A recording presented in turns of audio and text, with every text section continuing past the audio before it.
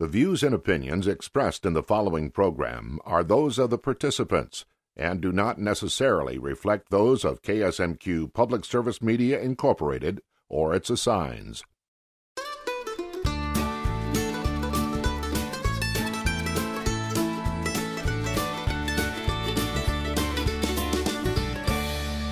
Welcome to Farm Connections with your host, Dan Hoffman. Farm Connections on KSMQ is brought to you in part by Primrose Retirement Communities in Austin and Mankato. Primrose, a provider of independent and assisted living, is a proud sponsor of Farm Connections. Primrose, this is living. Task AgriPlan Now is an employee benefit program that enables family farmers to take federal, state, and self-employment tax deductions on health insurance premiums and out-of-pocket expenses. AgriPlan Now is a proud partner of Farm Connections. Will Mahler, the Ag Attorney, has been representing dairy farms in Minnesota, Iowa, and Wisconsin for more than 38 years. Will Mahler, the Ag Attorney's office is in Rochester, and Will, a proud partner of Farm Connections. Thanks, Will Mahler.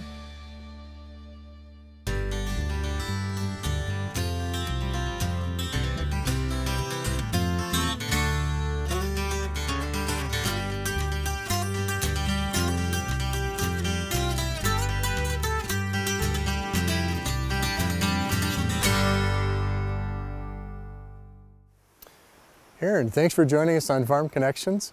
We're on site where you're actually doing some stream work. What's this project all about?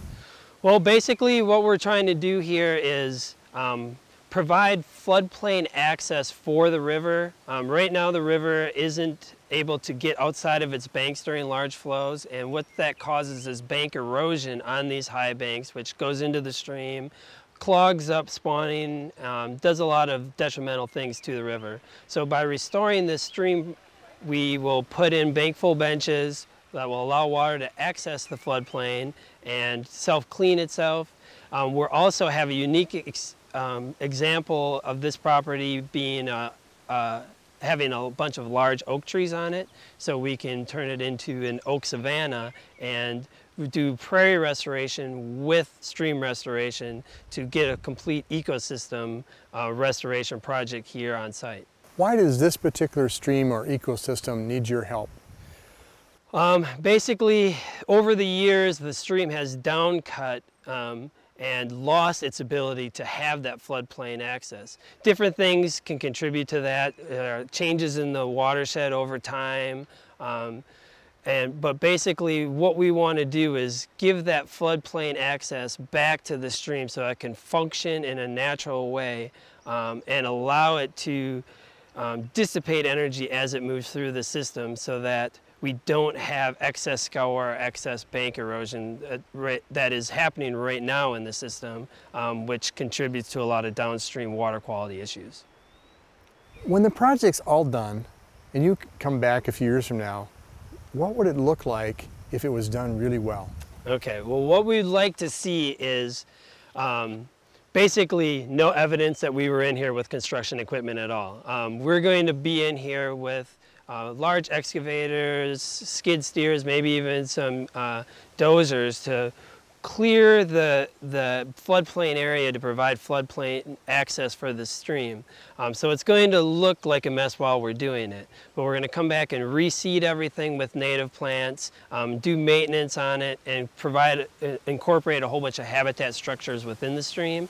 So when we come back here 3, maybe 4 years later, we want it to look like just a natural functioning stream that's efficient and effective at carrying the amount of sediment that the stream needs to, and we'll be able to see a lot of clean gravel, cobble bottoms, and a lot of wildflowers, and no evidence of bank erosion.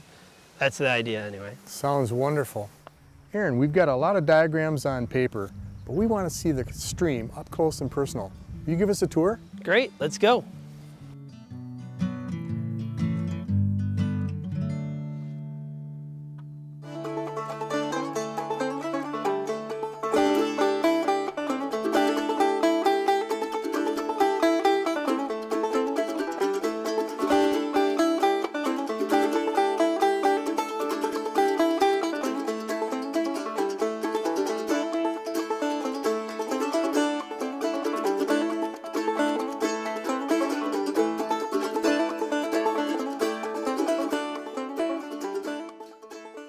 Well, thanks for joining us on KSMQ Farm Connections. Melissa, David, we've got an interesting project here, and we've got a number of people working on it. What's your agency here for? Well, Fisheries is interested in this stream. We're the easement owner. There's a 66-foot easement for the center of the stream out, and we have it purchased for fishermen to be able to access the stream for fishing use. And this is an interesting stream. It has brook trout, which are the only native species in Minnesota. So we'd really like to protect that population and enhance the habitat if we're able to. Well, I'm guessing from the cooperation we're seeing from the different agencies, it's going to happen, right? Oh yeah, yep. David, why does the U.S. Corps of Engineers care, and why are you here? Well, under Section 404 of the Clean Water Act, a permit's required for any project that includes the discharge of fill or dredge material into water of the U.S. It includes most streams, rivers, adjacent wetlands, and as part of the bank shaping and stream work, this project would include a discharge. And we're just reviewing the project to make sure it doesn't impact water quality adversely. So far from what you've seen, would your agency be supportive? Yeah, we haven't received an application for it yet, so we've just seen some preliminary plans, but it seems to be trying to restore the quality of the stream. And are you able to give input during this part of the process? Yeah, that's part of why we're here today, is to review their plans and add any comments to incorporate into the planning procedure. Melissa, how about the Minnesota DNR's Fishery Division that you represent? Are you able to give input and influence the project also? Yep, again, that's why we're here. It's a partnership, and from a fisheries standpoint, there are certain aspects that we'd like to see more of, maybe overhead cover for the fish to kind of hide out, or pool depth. And then also getting rid of some of the silt substrates. We'd like to see more rock cobble where the trout are able to spawn. So that's kind of why we're included in this, to give our input on what fish need and where, and what we'd like to see from a fisheries standpoint. Your office is located in? Lanesboro, Minnesota. But you didn't grow up in Lanesboro, you came from somewhere else. Where was that? St. Paul. You know, moved down from the cities for this job, and I've loved it ever since. I don't think I'm leaving, so. And your job recently changed. What did you do before? We actually worked with the populations of trout, and we'd go through the streams and do population estimates and get an idea of what's actually in the stream. We're interested in having that done before this project begins, so that we get an idea of what trout are here and how many and how big, so we can get a pre and post from this project.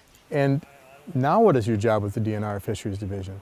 Now I am a stream habitat specialist, and working with groups like this, I'm kind of the liaison between Trout Unlimited, who's got the funding for this project, and the DNR Fisheries, who have the actual easement and are interested in helping out the population. So I'm working with those area offices and Trout Unlimited to come to a consensus on what we'd like to see done on the project.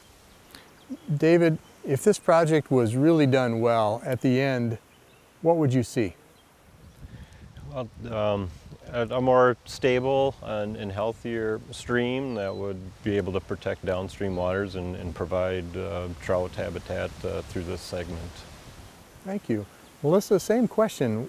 At the end of the project, what would make it successful when you came back to look at it? A healthy population of brook trout, both large ones and small ones. We'd like to see natural reproduction where we don't have to intervene and let trout do their own thing and keep the fishermen happy. Very important, and I'm noticing a lot of cooperation between the landowner and the agencies. Are you seeing the same thing? Mm-hmm. Oh yeah, this landowner's been working with us quite a bit and opened a lot of different ideas, and I think this is going to be a really neat project in the end. Maybe we can use it as an example for other projects. Exactly. David, what are you seeing with cooperation and the work with the other groups? The same. Opportunities like this to get out on site and talk about the project with all the stakeholders is certainly beneficial early in the planning process. Well, thanks for being involved and trying to make it a good project and improving our waters in Minnesota. You're welcome. Thank you, David. Yep. Thank you, Melissa. Thank you.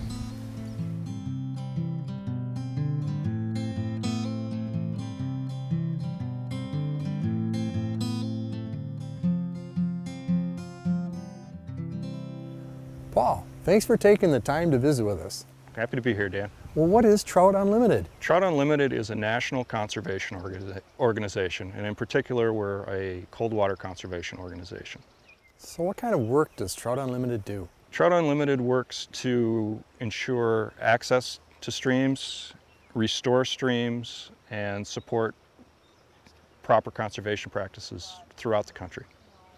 And you've been involved in the Hiawatha chapter, correct? Correct. How many years? 3 or 4, pretty heavily.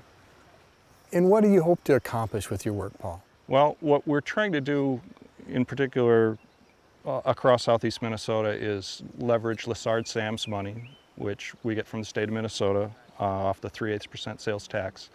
We put in for that money and then work with the DNR to do some stream restoration, and we can leverage that money to do a lot more stream restoration than we've been able to do in years past. What's unique about this project that's different than others?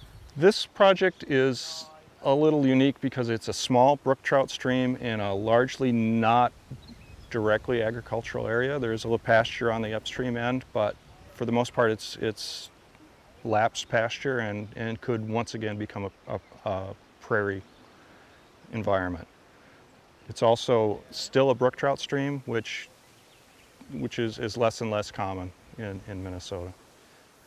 Well, I noticed there's some little signs that talk about an easement. What's that all about? Easements are a contractual legal thing with the state of Minnesota. They have the Department of Fisheries, DNR Department of Fisheries has actually purchased access to parts of streams for Minnesota anglers and our visitors. The easement allows anyone to access the property for fishing. It's a fishing specific easement. It doesn't allow you to come in with your dog or to picnic or to camp. It's a fishing easement. So the public, licensed fishing public is allowed onto the east streams to fish in the legal seasons. Well, you mentioned earlier that you actually donate some money to the organization. Yeah, not only do I pay my yearly dues to be a member of the organization, I also, through payroll deduction, I kick Trout Unlimited a small amount every month as well. Well, thanks for doing that. And this habitat restoration and opening to the public is really a nice thing, a nice gift. Thank you.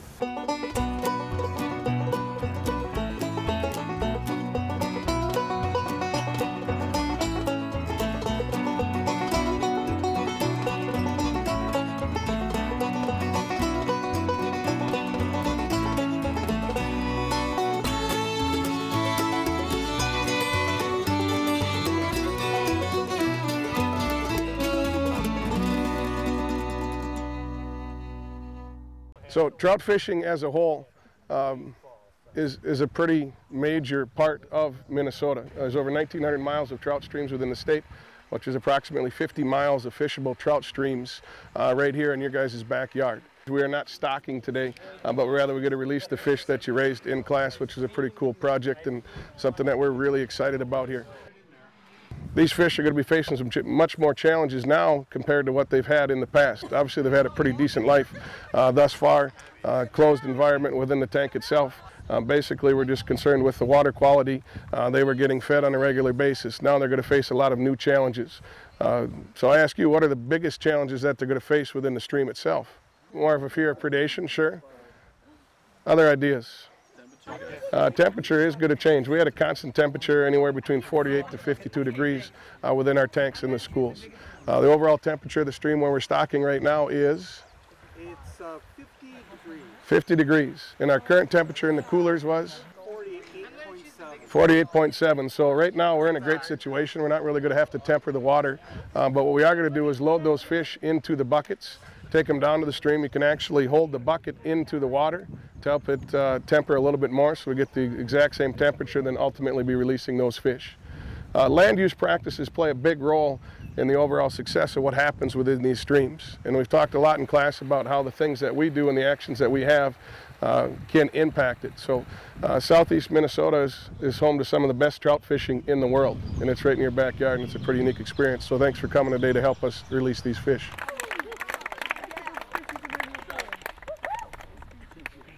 Paul, the youth in Rochester at Century and Mayo have been involved in a trout release. Was your chapter behind that? Yeah, Hiawatha Trout Unlimited was actually actively involved in that process. So TU National has a program they call Trout in the Classroom, which is geared primarily toward elementary school kids, usually about 5th grade. And in that case, you know, you get a small aquarium and a chiller, and you raise trout from eggs, and then I let them go at some point. We were approached by Stewartville Middle School and 2 of the Rochester high schools to see if they could get going on trout in the classroom.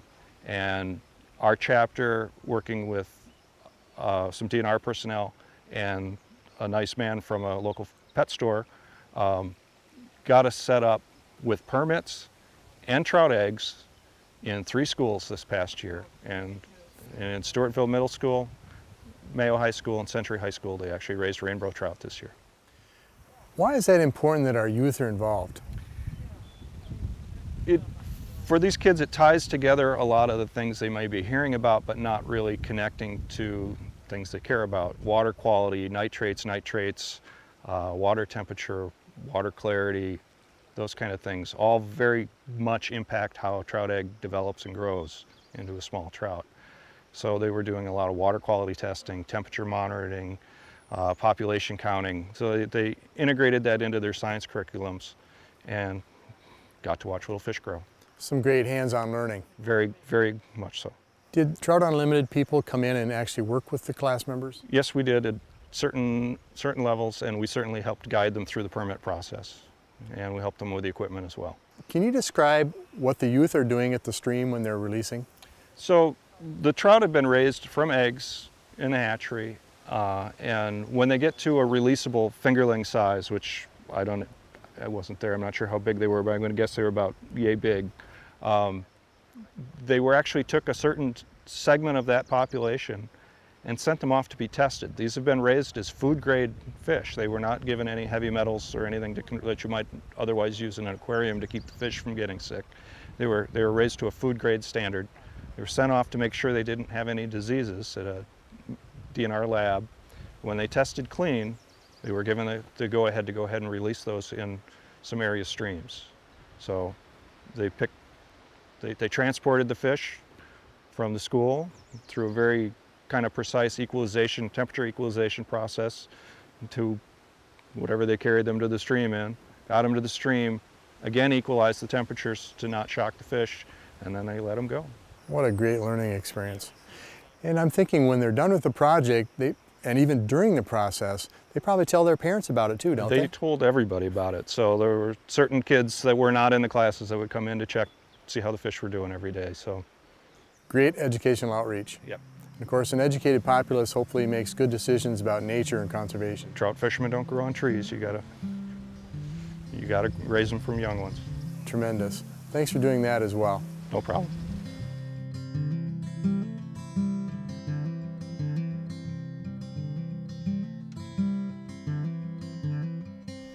John, welcome to KSMQ Farm Connections. Oh, thank you. And thanks for letting us come to your beautiful spot of nature. Tell us about it. Well, you're more than welcome to be here. I love sharing this. It's a spot that is grown near and dear to my heart. It's 23 acres. We've got about a quarter-mile of trout stream that runs through here. It needs some restoration work, and that's why we're here today. What is really special about it for you? I'm actually a steward of the land rather than an owner, I believe. It's a partnership. Do you know some of the other landowners in the area? Yes, I do know quite a few of them. I've got wonderful neighbors here. Most of them are very aware of the environment, and we're all trying to make this valley a better place. Well, here you are nestled around agriculturists and people that have forest land. There must be some interaction with farms as well. Oh yes, they work together. For instance, up on top of the hill up here, we've got an organic farmer And so that's nice for me because the prevailing winds that blow this way, I don't get the chemicals. And the way he farms his land, we don't get the topsoil erosion down here in the valley either. So there's interactions in all kinds of different ways. So it looks like you're really valuing nature and tranquility and this space. Is there anything in your past that makes you really happy to be here?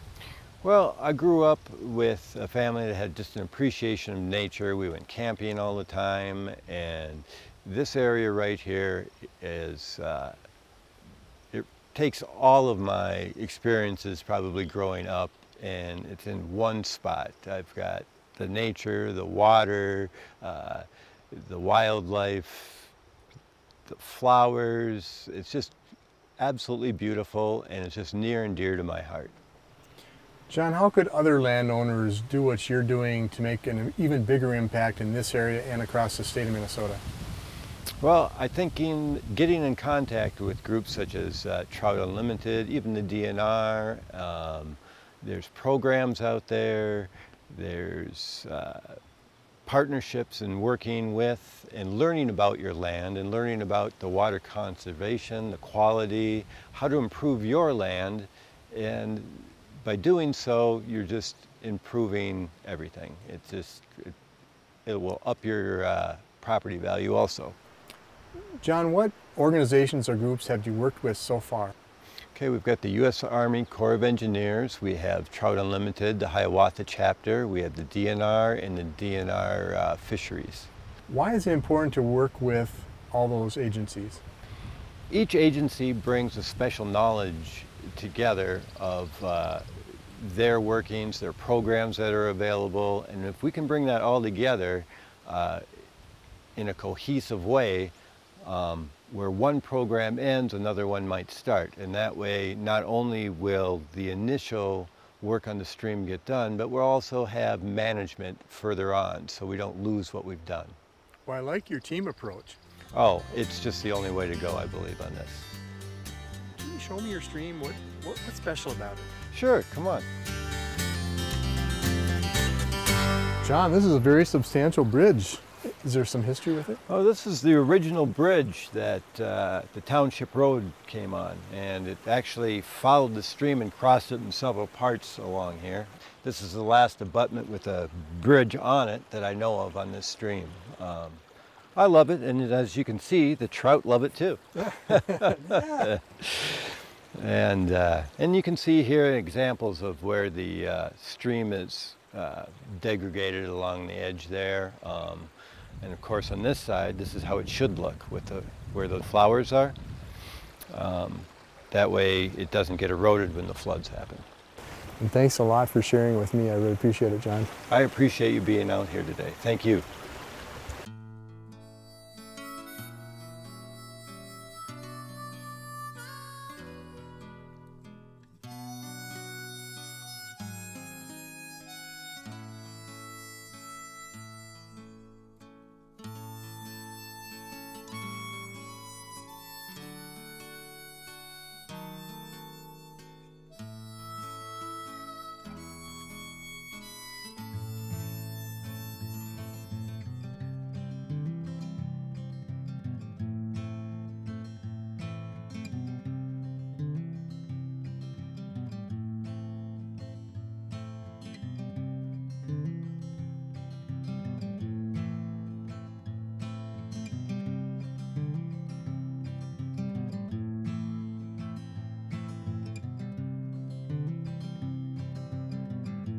Now let's turn our attention to the next generation of agriculturists and meet the FFA Student Leader of the Week.